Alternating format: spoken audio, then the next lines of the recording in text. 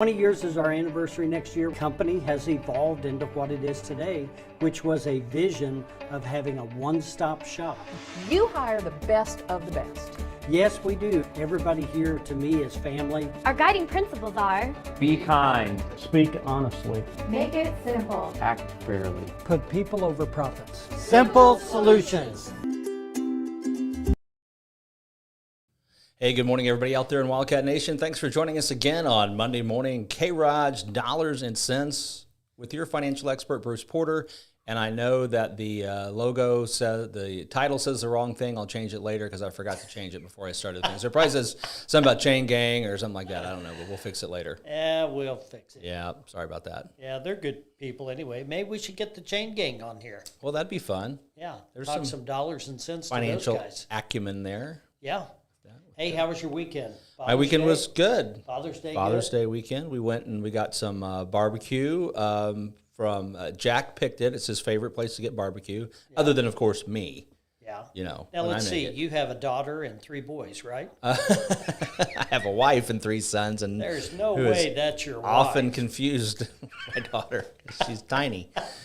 Yeah, She's got a kick. yeah, she does. Gotta She be sure careful with does. that. You really do. But no, there was a slight hiccup because we got down there. We got down to this barbecue place right when they opened, and they were out of brisket because they'd sold out of their Sunday's brisket on Saturday.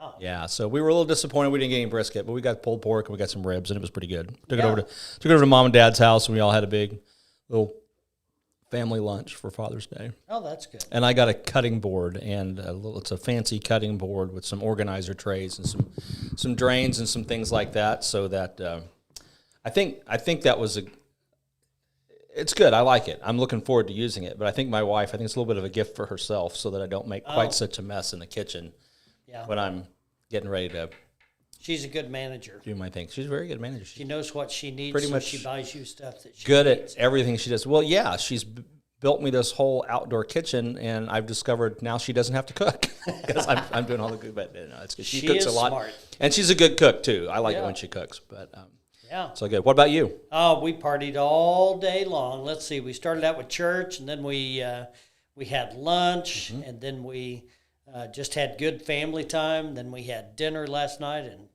and played in the pool a little bit. Yep. That's Got to nice. see my grandkids. There you go. We ran and jumped until our feet and our hands were raw. So, yeah, it was a good day all the way around. So what's happening in the financial world? Well, I think today, let's kind of touch on, we don't want to get too far down in depth with this, but let's touch on this meme stock craze that is going on. I think that's a around. good topic. There's a lot of people, and you've invested a little bit, and Yeah. I've invested a little bit. Hey, And- why not? And, here's the deal. You know that a few years ago, there was this Occupy Wall Street movement, and people were just kind of fed up with getting burned by Wall Street on deals and thinking, Wall Street's got a little bit too much power. And let's face it, big Wall Street brokers, they kind of take money away from the little people. Well, that's all true. By, but shorting and doing I think this that and doing Occupy that, Wall yada, Street, yada, yada. I don't think the people doing that had any clue about any of that stuff. No, they didn't. But, they jumped on the craze of let's go protest and Soak the shut rich, it down. and they didn't know what they were doing. So But now, now it's taken on a whole different characteristic because now they're all on the internet, and I tell you what, they're gaining momentum because of their technical analysis of the situations. Whether it's the two main ones are GME and GameStop and AMC, the theater brand. Now you got to understand these companies are, traditionally, right now, they're not anything you would want to invest in based off the financials of the company and things like that. well, not at the price they're at now. Right.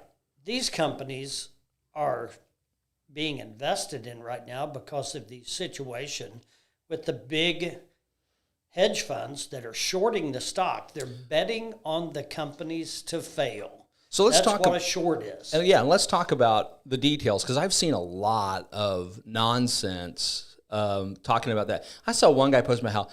The way they short the stock is they buy puts. Well, no, that's not shorting a stock. That's buying puts. I mean, Right. it's a bet that the stock's going to go down, but that's not shorting the stock. That's Right. a different play based on the same sentiment. Shorting a stock is basically borrowing a stock that you don't own and selling it, and hoping the stock price will go down. Then you can buy it back at a lower price and then give it back to the person that you borrowed it from. That's right. I mean, that's the basics. That's kind of the basics. So what happens when you're shorting? We can use the example of one share, or we could say, okay, let's short 10 million shares, or 1 billion shares, or as many shares as you can afford to buy or borrow. And so let's short that. That way, if this company goes broke, then we're going to make a fortune. Because you never have to buy those shares back. That's right. And Because when they you went broke. sell shares, when somebody's selling, that tends to make the price go down because of the way the market maker practice works. So now, what if you're this big hedge fund investor, and you're going to bet, AMC, they're hurting, they're shut down with the pandemic, nobody's going to theaters. Back in January, they were $1.75 or 80 cents a share, and let's just hedge those. Let's guarantee that they're going to go down. You're going to short them. We're going to short them. We're gonna short them. They're going to go bankrupt. I mean, their revenues are off by 85%. They're never going to recover. Yada yada yada. And so we short not one or two shares. We short millions of shares, and then what we do is we photocopy that share and we short it again and again and again, the same share. And so these synthetic, naked, shivering, cold shares. Well, because they now- borrow them from their market maker, from their order processing clearinghouse, and that clearinghouse says yes, really whether they've got the shares to loan or not, because they expect to be able to get some in, to be able to loan, and so they cover that. But the problem with my understanding, because I am not a financial expert, Right. has been that they've been shorting so much, and now that the Reddit, the apes, the AMC apes are buying and holding and not selling, now they've not been able to get those back in. So that's what makes them naked, is because there's no way. They can't get them back in. And then the problem is the hedge funds, because the stock price is no longer $1, it's $58 a share. That's right. They need that price to go down because they're in the hole big time. So how do they make the price go down? And so if me and all my other apes in the squad just keep buying shares, the price keeps going up. And then they have what they call a margin call because, it just keeps going up, and you've got to cut your losses at some point. So they have this margin call. So they, let's say their buy-in was $10 and now it's 60. They've got to cover $50 a share to whoever. But if we won't sell, if nobody will sell them a share at 60, So if I don't sell, then what happens? It goes from 60 to 70 to 100 to 150 to 200. And then all of a sudden, the stock is being squeezed. So when you squeeze something, because the margin maker you're is saying you condensing have that. to buy it now. And so eventually they have to buy shares to cover every position that they have shorted. So now the longer we hold, the higher the price gets. So Will and Bruce, we just don't want to sell. Right. Well, I'm long. I'm not going to sell till January the 4th. So pick a day, and I'm not even going to consider it till then. I don't care what the price is. That's just kind of what I want to do. I just like the gonna do stock. it. Right. I like going to movies and and- I'm just going to hang on to it.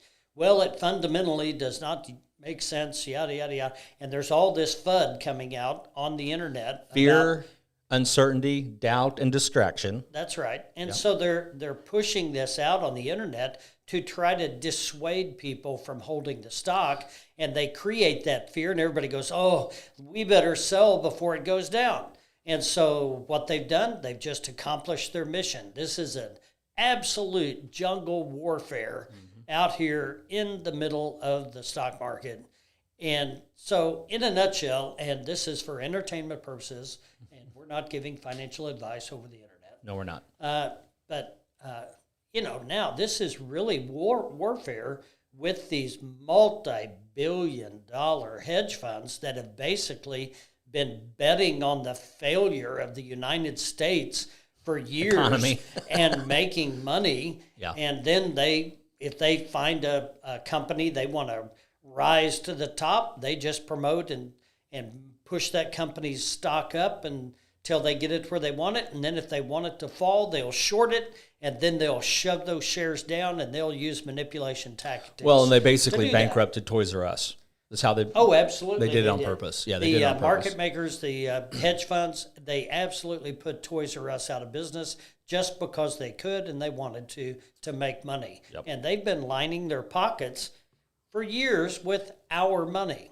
The retail common investors out here in the world that just want to buy some stocks based on value, and we want to have ownership and this and that.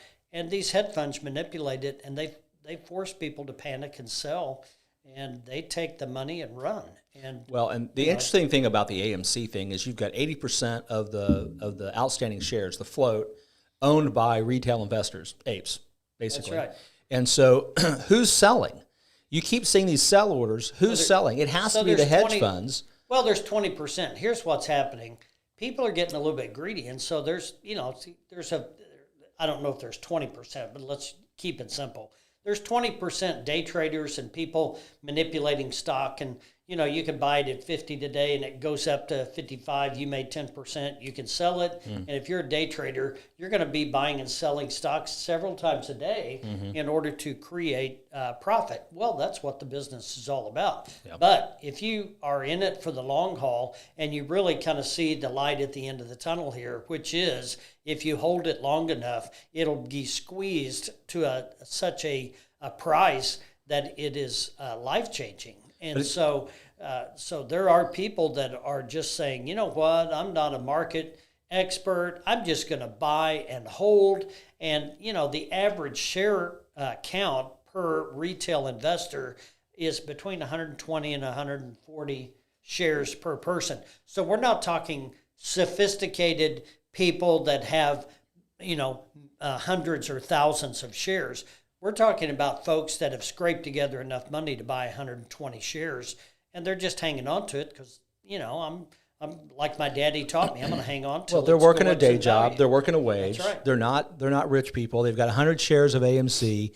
If all the apes hang together, this thing goes to $1,000 a share, then these folks just made $100,000. Right. And so what's going to happen? And so it's good for them. It's great for them. But here's what's going to happen. Uncle Sam's going to get half of it. Well, you got to don't forget you got to pay taxes. Got to pay taxes. But then what's going to happen is there's a certain percentage that are going to sell. So I'd rather see it go to 10,000, I would too. 15, 20. And then that 100 shareholder, they make $1 million. And that's life-changing money. And that's what the AMC squeeze is all about. Yeah, and so don't get too caught up in that. But if you do have questions, call the office. I mean, I don't know that we're going to do a workshop on this, but our adult education workshops that we've been doing, they're to give you information. They're to educate you about different topics. And right now we're doing our series on estate planning. And you know what? Call the office, 882-1800, and find out when the next one is. We do 2 or 3 of these a month, and they're actually really good because if you're going to squeeze your AMC stock to millions of dollars, you need some estate planning. You know what was really interesting is I was watching a feed from one of those guys. I think it was Matt Kors actually the other day, and somebody asked him. They were talking about how do we protect our profits from taxes, and they said, "Have you ever heard of a charitable remainder trust?" And he's like, "No, I've never heard of a CRT." And I'm like, I have. We should send him some information. We should. I know exactly how to use a charitable remainder trust to protect your gains in AMC if it's in an unprotected, like a lot of mine is in a Roth IRA, so my gains Yeah. are already tax free. Yeah. You're welcome for that tip. Yeah, thank you, Bruce. I appreciate that. I ran out and So- opened a Roth real fast. If you want to invest in AMC, go give us a call. We'll help you get it done. It's it's nothing that's very complicated. And but if you're gonna do that, I would encourage you to do that in a Roth IRA. Mm-hmm. That way, if it does become millions and millions and millions of dollars, and if it not, will all be tax free. and if not, we can move your investment account into a charitable remainder trust. You can benefit your church, your favorite charity, after you die, because you can right. live off the profits for the rest of your life. That's right. And Fun stuff. That's a good stuff. Good stuff right know? there. But, education's what it's all about. That's what we're all about at the Resource Center. So, you know what? 882-1800, give us a call, and we'll be glad to sit down and go through some And stuff. if you have questions, call Bruce, Call the 882-1800. Call the Bruce. Call the Will. Or Call the Will. send us a message. Send us a message on Facebook, or you can email us info@krogtv.com, and we'll be happy to Welcome try to answer that to on the a air. new week. This Yes. is going to be a great week this gonna be a week. great Everybody have a good week, and I'll see you next Monday. All right, thanks, Bruce. We'll see You bet. everybody next time. Investment advisory services offered only by duly registered individuals through AE Wealth Management, LLC. AE Wealth Management and the Resource Center, Inc. are not affiliated companies. Investing involves risk, including the potential loss of principal. Any references to protection, safety, or lifetime income generally refer to fixed insurance products, never securities or investments. Insurance guarantees are backed by the financial strength and claims-paying abilities of the issuing carrier. This podcast is intended for informational purposes only. It is not intended to be used as the sole basis for financial decisions, nor should it be construed as advice designed to meet a particular need of an individual situation. The Resource Center, Inc. is not permitted to offer, and no statement made during this podcast shall constitute tax or legal advice. Our firm is not affiliated with or endorsed by the U.S. government or any governmental agency.